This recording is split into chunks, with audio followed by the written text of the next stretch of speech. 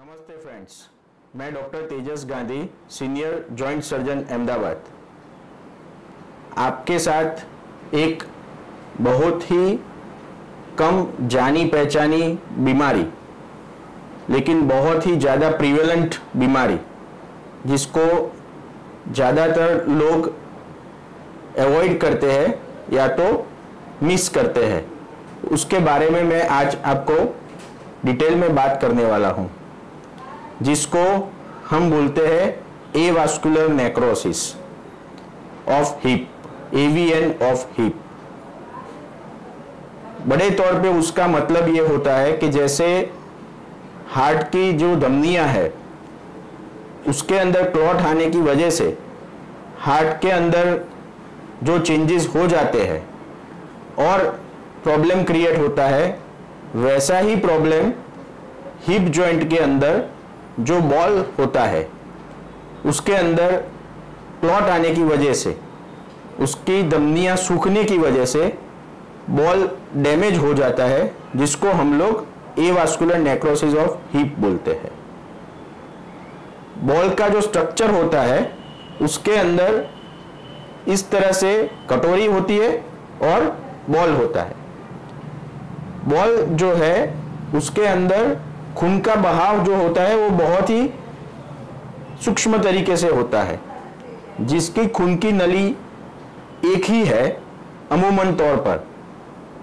जो नली पूरे बॉल के वेट बेरिंग जो एरिया है उसको सप्लाई करती है, जिसकी वजह से अपना बॉल नॉर्मल रहता है। कई कारण ऐसे होते हैं जिसकी वजह से ये जो खून की नली है उसके अंदर खून का बहाव बंद हो जाता है और बॉल का जो भाग वो नली सप्लाई करती है वो सूखने लगता है, जिसको हम लोग एवास्कुलर नेक्रोसिस ऑफ हिप बोलते हैं। इसके कारण कई होते हैं। अगर लिटरेचर में जाए तो 25 से 30 मेजर कारण होते हैं, लेकिन एक चीज जो हमेशा नॉर्मल लोगों में ज़्यादा पाई जाती है वो स्टीरॉयड ओवरटेकिंग, वो मेजर कारण है। कोई भी डिसीज में, स्किन डिसीज में या लंग डिसीज में या अभी जैसे कोरोना की बीमारी है तो कोरोना को रिवर्ट करने के लिए या उसमें से बचने के लिए लाइफ सेविंग ड्रग के लिए जब स्टीरॉयड्स ज़्यादा दिए जाते हैं तो वो हिप की जो नलियां है उसके ऊपर प्रेशर क्रिएट करते हैं और उसकी वजह से खून की नली का बहाव बंद हो जाता है। दूसरा कारण होता है अल्कोहल ओवरटेक। ज़्यादा अल्कोहल ओवरटेक होने की वजह से कई बार खून की नली का जो बहाव होता है बॉल में वो भी कम हो जाता है। उसके अलावा किसी को लगने की वजह से पोस्ट ट्रॉमेटिक, पहले कोई इंजरी हुई हो बॉल के अंदर और उसके अंदर ऑपरेशन हुआ हो बॉल बचाने के लिए, तो उसकी वजह से भी कई बार खून का बहाव कम हो जाता है, तो हम उसको पोस्ट ट्रॉमेटिक बोलते हैं, AVN.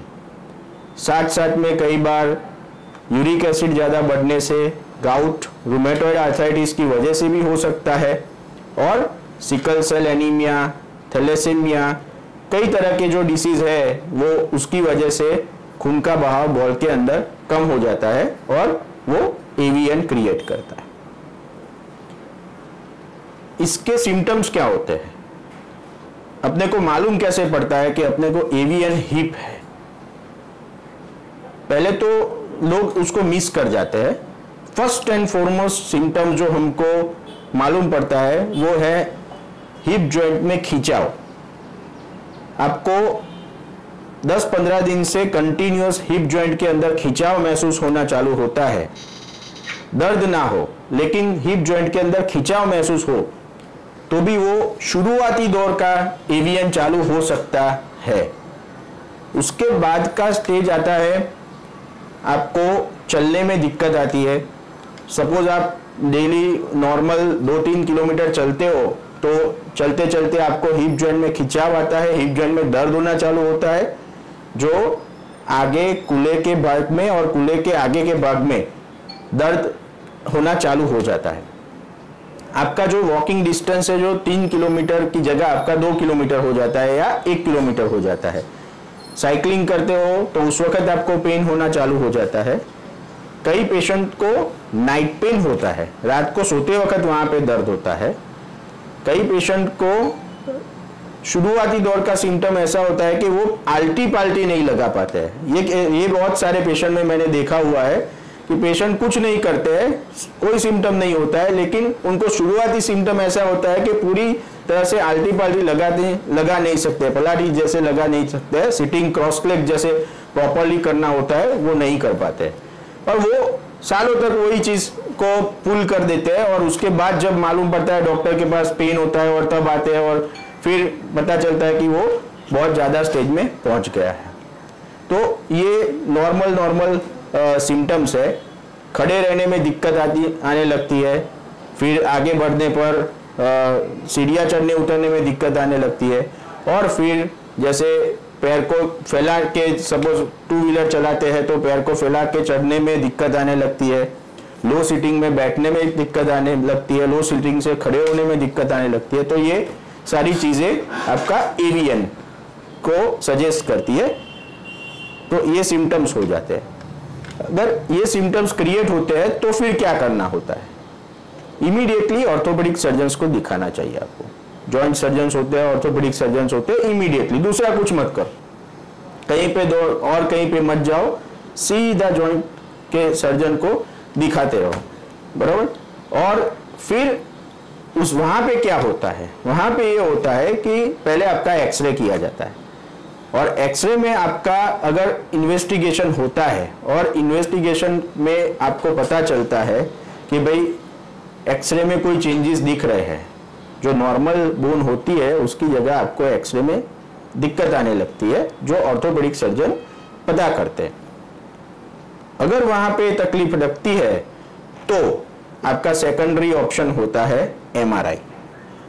MRI scan of hip joint is must for each and every patient having more than 1 month of hip pain. ये एक डिक्टम है, इसीलिए ये भी एक मैसेज है ये वीडियो के द्वारा कि आपको अगर हिप पेन ज्यादा लंबा चल रहा है और कोई आपका एमआरआई नहीं सजेस्ट कर रहा है तो खुद जाके एमआरआई का आप अपने डॉक्टर साहब को ऑप्शन पूछ लो, क्योंकि उससे आपको बहुत ही अर्ली स्टेज में एवीएन होगा तो वो पता चलता है। दूसरे ब्लड इन्वेस्टिगेशंस होते हैं, कई बार सीटी स्कैन करना पड़ता है, कई बार हमको स्पाइन का चेंजेस जो होता है वो देखने के लिए देखना पड़ता है, और एसोसिएटेड नी जॉइंट वगैरह को भी हमको इन्वेस्टिगेट करना पड़ता है। ये ब्लड टेस्ट हो जाते हैं, फिर उसके अंदर उसके स्टेजिंग करते हैं, जो डॉक्टर साहब है उसका स्टेजिंग करते हैं। स्टेजेस किस तरह से है वो बहुत ही इंपॉर्टेंट है समझने के लिए एवीएन को। जैसे आपको जो फ्रेम में दिखाया गया है उसके मुताबिक खून का बहाव जब बहुत ही कम होता है, शुरुआती दौर पर होता है, तो बहुत ही छोटे एरिया में नेक्रोसिस का चेंजेस चालू हो जाता है एमआरआई के ऊपर। उसके बाद वो चीज बढ़ती है, तो जो परसेंटेज है, जो हेड का इन्वॉल्वमेंट का परसेंटेज है वो बढ़ती है। तो वो पहला हो गया स्टेज, फिर सेकेंडरी स्टेज, सेकंड स्टेज हो गया जिसके अंदर ज्यादा more than 35 to 40% hip area cover होता है, फिर उसको स्टेज 2 बोलते हैं। फिर उसके आगे आता है मोर देन 50% एरिया कवर होता है, उसको बोलते हैं स्टेज 3A बोलते हैं, जिसके अंदर बॉल की गोलाई है जो नॉर्मल रहती है। उसके बाद का जो स्टेज होता है वो स्टेज 3B होता है, जिसके अंदर जो बॉल के ऊपर का जो कोटिंग होता है वो कोटिंग आपका पिचकना चालू हो जाता है, उसको हम लोग सॉफ्ट कंडल कोलैप्स बोलते हैं, उसको स्टेज 3B बोलते हैं। उसके बाद क्या होता है कि पूरा हेड जो होता है वो क्रम्पल हो जाता है, पूरा जो बॉल होता है वो पूरा सूख जाता है और सिकुड़ जाता है, जिसकी वजह से पूरे हिप जॉइंट के अंदर हड्डी के घसारे के चेंजेस चालू होना शुरुआती दौर पे होते हैं, फिर एग्रेसिव होके बढ़ जाते हैं। तो stage 1, stage 2, stage 3A, stage 3B and stage 4, इस तरह से 4 तरीके के स्टेज एवीएन के होते हैं। अभी हम लोग स्टेज 1, 2, 3A और कई कई केसेस में 3B तक पेशेंट का जो हिप है उसको प्रिजर्व करने की कोशिश करते हैं। प्रिजर्व का मतलब है उसको बचाने की कोशिश करते हैं। ये वीडियो का पूरा, ये एजुकेशन वीडियो का पूरा मतलब यही है कि पेशेंट के को early detection of the AVN and early treatment of AVN किया जाए कि जिससे वो चीज ज्यादा ना बिगड़े और वो स्टेज में पेशेंट ना आए हमारे पास कि हम उसका बचाने का ऑपरेशन ना कर सके। खून जब नहीं पहुंचता है तब उसके लिए ट्रीटमेंट जो होती है वो कई तरह की ट्रीटमेंट हमारे पास अवेलेबल है जो हम स्टेज 3A तक कर सकते हैं। पहली ट्रीटमेंट है मेडिसिन। कई लोग होते हैं जो पूछते हैं हमको डायग्नोसिस होने के बाद कि सर मेडिसिन से अच्छा हो जाएगा। मेडिसिन का रोल है लेकिन रोल कंफर्मेटरी नहीं है और कंप्लीट नहीं है। बिसफॉस्फोनेट करके ड्रग्स आती है जो हम लोग हर हफ्ते में एक बार देते हैं या कई बार हर महीने में एक बार की डोजेज आते हैं बेंडोनिक एसिड वगैरह का, और उसके साथ अच्छा कैल्शियम का मेडिसिन देते हैं, टेरिपेरेटाइड हॉर्मोन्स देते हैं। वो सारी चीजें हम लोग करते हैं जिसकी वजह से वो बॉल को बचाने की कोशिश न्यूट्रिशनली हो सकती है और मेडिकली हो सकती है, लेकिन उसका अकेले का रोल 100% प्रूवन नहीं हुआ है कि भाई वो लेते हैं और हमेशा के लिए बच ही जाने वाला है। लेकिन यस, उसका एसोसिएटेड रोल बहुत ही बढ़िया डिटेक्ट हो रहा है। तो वो एक मेडिसिन है कि जो हम लोग प्रीफर करते हैं और हम उससे पेशेंट का आगे बढ़ने का जो एवीएन का चीज है वो हम प्रिजर्व करते हैं। उसके बाद जो होता है वो सर्जिकल ट्रीटमेंट होता है। सर्जिकल ट्रीटमेंट में 2 तरीके का ट्रीटमेंट होता है। कई लोग वो एक्स्ट्रा कॉर्पोरियल शॉर्ट वेव बोलते हैं, जो जैसे पत्थरी जो होती है उसको तोड़ने के लिए जो मशीन आती है उसी तरह का मशीन वहां पे यूज करते हैं और वो क्लॉट को रिमूव करने की कोशिश करते हैं, लेकिन उसका भी कोई 100% प्रूवन रिजल्ट नहीं है। तो उसके स्टडीज भी इतने ज्यादा नहीं है। ये इसलिए बता रहे हैं कि इतनी सारी चीजें उपलब्ध है और हमको कौन सी करनी चाहिए। उसके आगे का जो ट्रीटमेंट अवेलेबल है वो है pure surgical treatment. Surgical treatment में हम ये करते हैं कि जो खून का बहाव जो कम हो गया है वो हेड के अंदर हम लोग ड्रिल करते हैं और ड्रिल करके वो चैनल जो बंद हो गई है उसको हम खोल देते हैं, जिसको हम लोग बोलते हैं कोर डीकम्प्रेशन।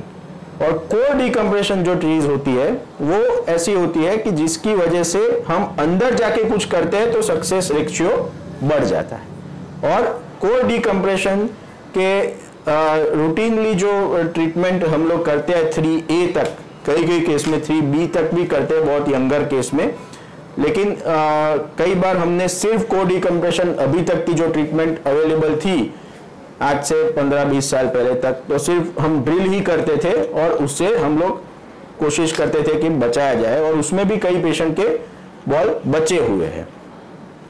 उसके आगे जैसे जैसे साइंस डेवलप होता गया हम लोग उसको दूसरी तरह से ट्रीट करने लगे, जिसमें कोर डीकम्प्रेशन तो होता ही था लेकिन उसके साथ साथ हम फिब्यूला ग्राफ्टिंग करने लगे। फिब्यूला का मतलब है कि नीचे से पैर की हड्डी जो एक्स्ट्रा है वो लेके बॉल में जहां ड्रिल करते थे वहां पे रखने लगे। उसमें 2 तरीके का होता है, डेड फिब्यूला ग्राफ्टिंग और लाइव फिब्यूला ग्राफ्टिंग, तो वो भी करने लगे और उसमें भी रिजल्ट्स मिले जो सिंपल कोर डीकम्प्रेशन से ज्यादा रिजल्ट मिले। फिर जैसे जैसे और साइंस डेवलप होता गया तो इसके अंदर बीमैक प्रोटीन भी डालने लगे, अपने हड्डी का मावा लेके वहां भी डालने लगे, और जिसको हम लोग bone graft with mixture with BMAC protein वो बोलते हैं, वो भी करने लगे।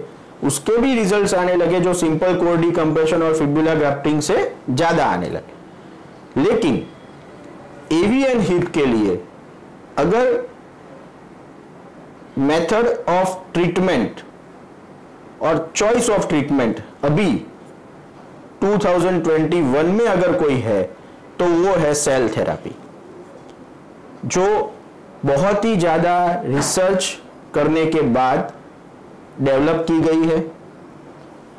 यूएस FDA अप्रूव्ड है और उसके ऊपर journal of bone and joint surgery JBJS जो बोलते हैं, उसके अंदर भी उसके जो रिजल्ट्स है प्रोड्यूस हो रहे हैं। हमारे इंडिया लेवल पे भी ये जो ट्रीटमेंट है उसके रिजल्ट्स प्रोड्यूस हो रहे हैं और खुद हमको भी क्लिनिकली उसके अच्छे रिजल्ट्स मिलने लगे हैं। तो cell therapy is the treatment of choice for avascular necrosis of hip at present. तो थोड़ा सा ब्रीफिंग सेल थेरेपी के लिए कर देते हैं। सेल थेरेपी कई चीजों में होती है, वो नी में भी होती है, हिप में भी होती है, कई अलग मींस हेयर फॉलिकल्स के लिए भी होती है, हर एक जगह पे सेल थेरेपी होती है। लेकिन एवियन हिप के लिए अगर 2021 में कोई ट्रीटमेंट ऑफ चॉइस है तो वो है सेल थेरेपी। सेल थेरेपी का ब्रीफिंग किया जाता है, वो क्या चीज है वो आप समझ लीजिए। सेल थेरेपी अलग अलग नाम से वर्ल्ड में रजिस्टर होती है और की जाती है। इसको ऑस्ग्रो थेरेपी हमारे यहाँ या रिग्रो थेरेपी बोलते हैं। रिग्रो एक ऐसी चीज है कि जिसके अंदर हम लोग आपके ही सेल को कल्चर करते हैं और फिर उसको यूटिलाइज करते हैं। वो किस तरह से होता है? बोन मैरो आपने सुना होगा। बोन मैरो के अंदर अपने बॉडी में कोई भी सेल जो होते हैं उससे ज्यादा बोन सेल्स होते हैं, उसको हम लोग ऑस्टियोसाइट्स बोलते हैं। हम आपको 2 घंटे के लिए या 3 घंटे के लिए हॉस्पिटल में फर्स्ट डे बुलाते हैं और लोकल एनेस्थेशिया देके हम आपके जो बोन मैरो है उसको एस्पिरेट करते हैं, उसको खींच के ले लेते हैं। वो जो खींचा हुआ भाग है, जो फ्लूइड है, जो बोन मैरो है, उसके अंदर करीबन 4 मिलियन सेल्स होते हैं पर ml। उसको हम कल्चर कराते हैं। रिग्रो की जो स्पेशलाइज लेबोरेटरी होती है उसके लिए ऐसा होता है कि वहां पे कल्चर किया जाता है और लेटेस्ट टेक्निक से कल्चर किया जाता है। वो कल्चर से फायदा ये होता है कि जो 4 मिलियन सेल्स होते हैं वो अप टू 100 मिलियन सेल तक कल्टीवेट हो जाते हैं। फिर 21 डेज टू 30 डेज के बीच में हम आपको फिर से हॉस्पिटल बुलाते हैं, तब आपका फाइनल रिग्रो इम्प्लांटेशन का प्रोसीजर होता है। उसमें हम वही तरह से जैसे ड्रिल करते हैं, ड्रिल करके वो जो सेल होते हैं वो पूरा कोल्ड चेन मेंटेन करके हम यहाँ पे लाते हैं हॉस्पिटल पे, और वो सेल जहाँ पे खराब भाग होता है बॉल का वो हम निकाल देते हैं और उसकी जगह वो सेल को हम रख देते हैं और उसके ऊपर बोन ग्राफ्ट रख देते हैं। इस तरह से हम ये पूरा टेक्निक करते हैं। ये टेक्निक से फायदा ये होता है कि जो हमने खराब जो बॉल होता है, जहां से खून का बहाव नहीं हुआ था और जहां ये बॉल में खराबी आ गई थी, उसको हम रिमूव करके ये जब सेल डालते हैं तो इतनी बड़ी मात्रा में लाइव सेल जो होते हैं वो बहुत ही ज्यादा ग्रो होते हैं, जिसको हम रिग्रो बोलते हैं, और वो ग्रो होके वहां पे ज्यादा ऑस्टियोसाइट्स बनाते हैं, माने हड्डी बनाते हैं, और जो बॉल खराब हो गया है वहां वो रीजनरेट होता है। ये पूरा टेक्निक है।